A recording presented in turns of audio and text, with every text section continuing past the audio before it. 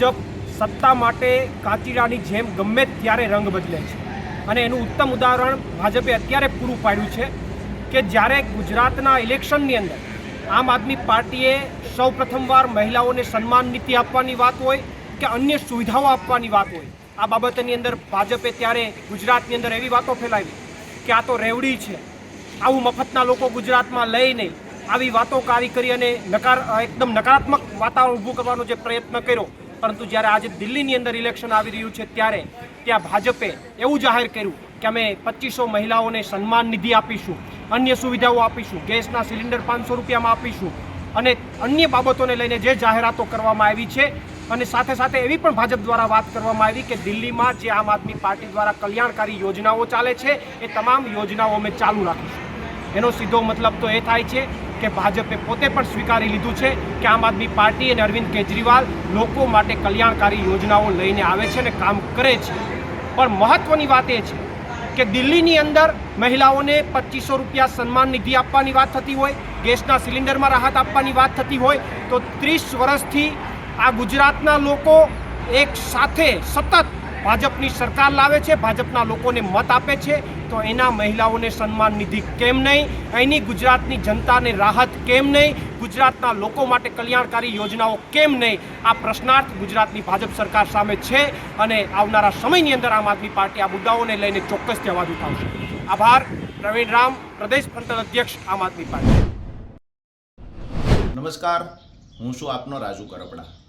ગઈકાલે ભાજપ દ્વારા દિલ્હીમાં જાહેરાત કરવામાં આવી કે જો દિલ્હીની અંદર ભાજપની સરકાર બનશે તો દર મહિને બહેનોને 2500 રૂપિયા આપવામાં આવશે. ભૂતકાળમાં ભાજપ દ્વારા જ્યાં પોતાની સત્તા જવાનો ડર લાગે યા તો સત્તા મેળવવી હોય ત્યારે ભાજપને મહિલાઓની બહેનોની યાદ આવી છે.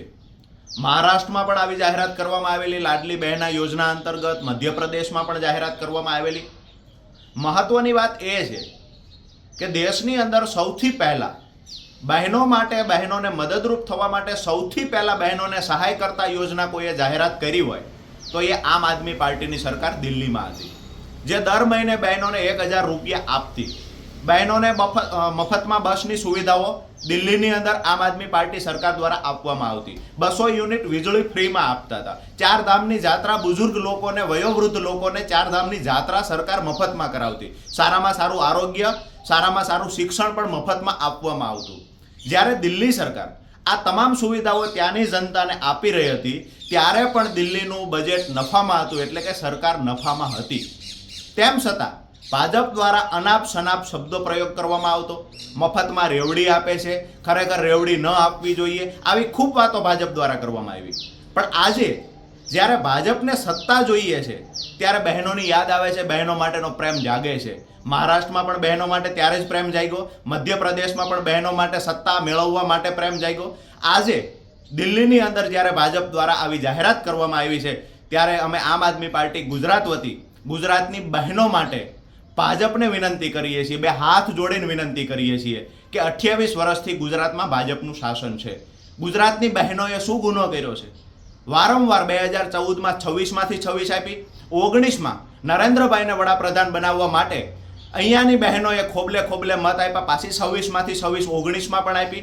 2024માં 26માંથી 25 સીટો ભાજપને ગુજરાતની બહેનોએ, ગુજરાતની જનતાએ આપી. તો ગુજરાતની મહિલાઓનો શું વાંક છે? જો તમે મધ્યપ્રદેશમાં બહેનોને દર મહિને 2500 રૂપિયા આપી શકતા હોય, 1500 રૂપિયાની જાહેરાતો કરતા હોય, પછી 500 વધારીને 2500 આપવાની વાતો કરતા હોય, મહારાષ્ટ્રની અંદર પણ બહેનોને સહાય મદદરૂપ થતા હોય, આજે દિલ્હીની અંદર તમે સત્તા મેળવવા માટે દિલ્હીની બહેનોની માટે પણ યોજના લાવ્યા છો, તો ગુજરાતની બહેનો માટે કેમ નહીં? અમે ખોબલે ને ખોબલે આપની યોજનાને વધાવીશું. બે હાથ જોડે વિનંતી કરીએ છીએ કે ગુજરાતની બહેનો માટે દર મહિને 2500 રૂપિયા જેવી રીતે તમે અન્ય રાજ્યમાં જાહેરાત કરી છે એવી જ જાહેરાત ગુજરાતની બહેનો માટે પણ કરો. નરેન્દ્રભાઈ 2014માં ખૂબ મોટી વાતો કરતા હતા, 50 પૈસાનું પોસ્ટકાર્ડ મારી બહેન લખશે તો દિલ્હી બેઠેલો તમારો ભાઈ વળતો જવાબ આપશે. આજે હજારો બહેનોએ પોસ્ટકાર્ડ લખ્યા છે, વળતો જવાબ આવ્યો નથી. ભાજપ માત્ર ને માત્ર સત્તા મેળવવા માટે બહેનો માટેનો પ્રેમ જતાવે છે. બાકી તો આપણે જોયું છે કે મણિપુરમાં શું છે, ક્યાં બહેનોનો પ્રેમ ગયો? ગુજરાતમાં 28 વર્ષથી ભાજપનું શાસન છે. અમે વિનંતી કરીએ છીએ, રાજનીતિથી બહાર જઈને વિનંતી કરીએ છીએ, ભાજપના નેતાઓને વિનંતી કરીએ છીએ, ગુજરાતની પણ ગરીબ મહિલાઓ માટે, ગુજરાતની ગરીબ બહેનો માટે 2500 રૂપિયા દર મહિને આપવાની જાહેરાત કરવામાં આવે.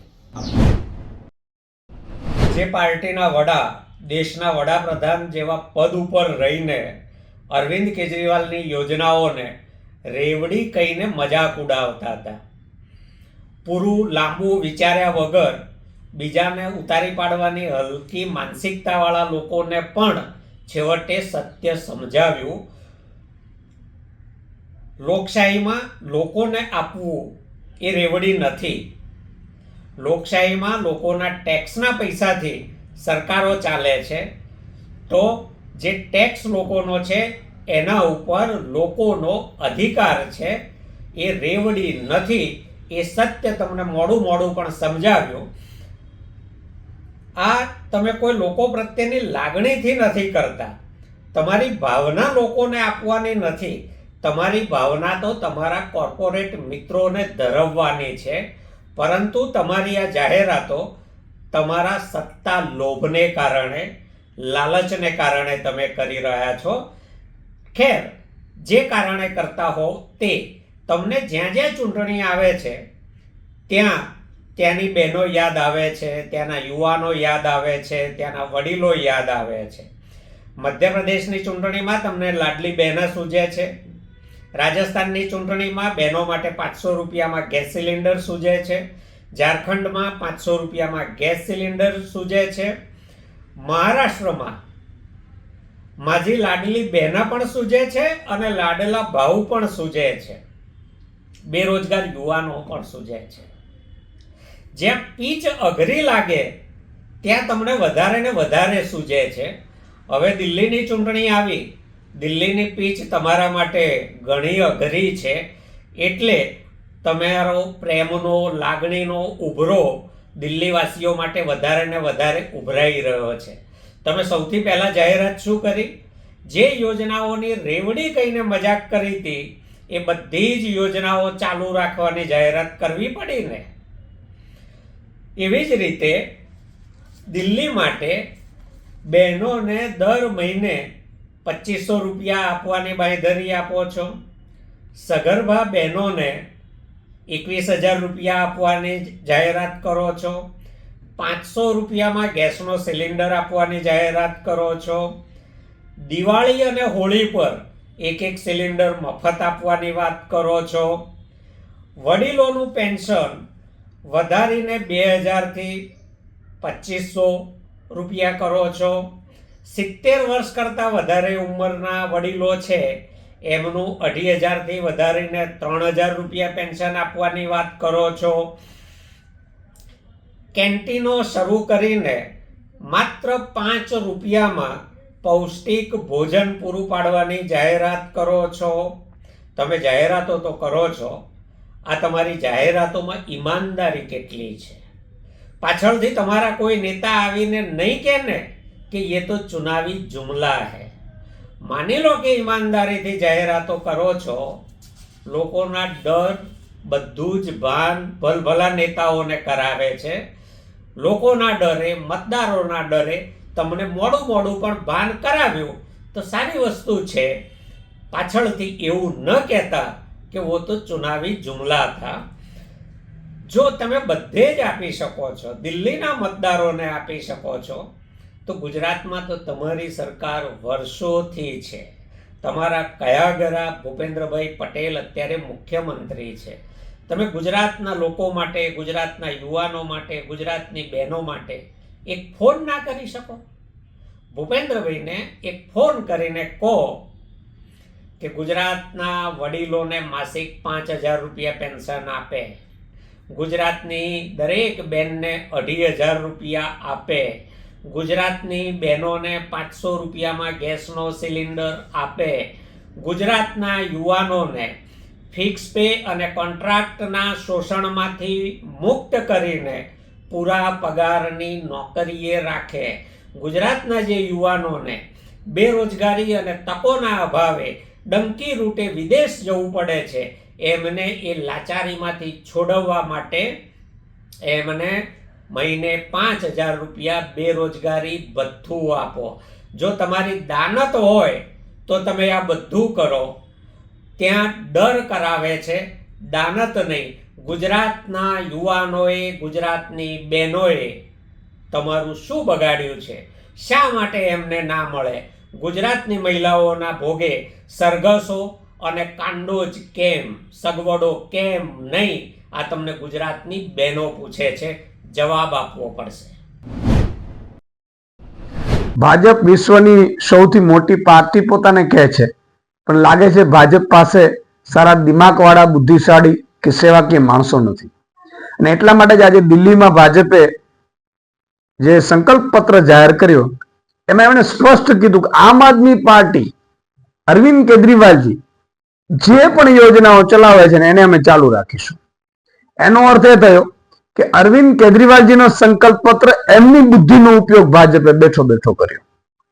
એ વાત તો સ્પષ્ટ થઈ ગઈ. બીજી વાત એ થઈ કે અરવિંદ કેજરીવાલજી જે યોજનાઓ આપે છે, ફ્રીની વીજળી ફ્રી છે, પાણી ફ્રી છે, મહિલાઓ માટે બસ સુવિધા ફ્રી છે, 2100 રૂપિયા દર મહિને મહિલાને આપવાની વાત છે, આ બધી યોજનાઓ કલ્યાણકારી યોજનાઓ છે એવું ભાજપે સ્વીકાર કરી લીધું. નરેન્દ્રભાઈ એવું કહેતા હતા રેવડી રેવડી, તો નરેન્દ્રભાઈ ખરેખર જવાબ આપવો જોઈએ કે આ રેવડી છે કે શું છે. બીજું કે રેવડી નથી એ સાબિત થઈ ગયું. એનો મતલબ એ છે કલ્યાણકારી યોજનાઓ છે અને એ કલ્યાણકારી યોજનાઓ ચાલુ રાખવાની વાત ભાજપે કરી છે.